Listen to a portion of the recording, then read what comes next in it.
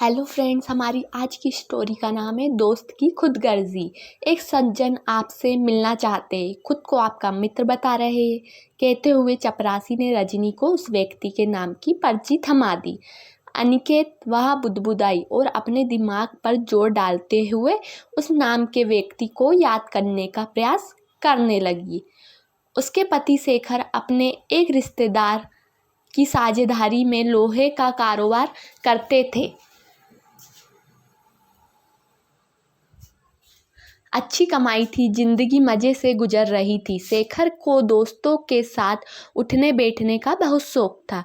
यही वजह थी कि छुट्टी के दिन अक्सर ही उसके घर में पार्टी होती थी। उन्हीं मित्रों में से एक था अनिकेत, जो बोलने की कला में माहिर था। भाभी भाभी कहकर उसके आगे पीछे घूमता रहता। रात का खाना तो अक्सर ही उसके घर ही खाता था। शेखर से उसने हजारों रुपए उधार भी लिए थे, कुछ लौटाए तो कुछ टाल गया। वह शेखर से कहती कि अब अपने बेटे मनु के भविष्य की भी चिंता करो, अनिकेत को पैसे देना बंद करो। लेकिन शेखर मुस्कुराकर रह जाते। अब होनी अनहोनी तो अपने हाथ में होती नहीं।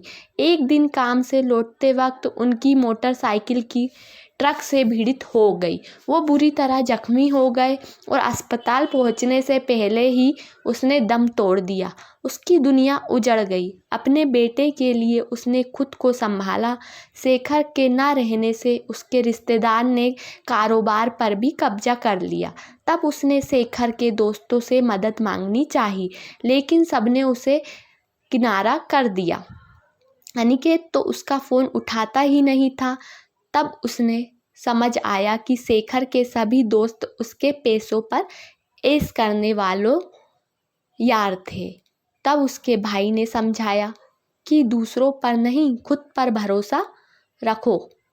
उसने शेखर की बचत राशि से 2 सिलाई मशीन खरीद कर सिलाई का काम शुरू कर दिया। व्यवसाय का अनुभव नहीं होने के कारण शुरू में तो उसे कई कठिनाइयों का सामना करना पड़ा। फिर धीरे धीरे उसके काम को लोग पसंद करने लगे, ऑर्डर मिलने लगे, तो उसने बड़ी जगह लेकर सिलाई मशीनें और महिला कारीगरों की संख्या बढ़ा दी।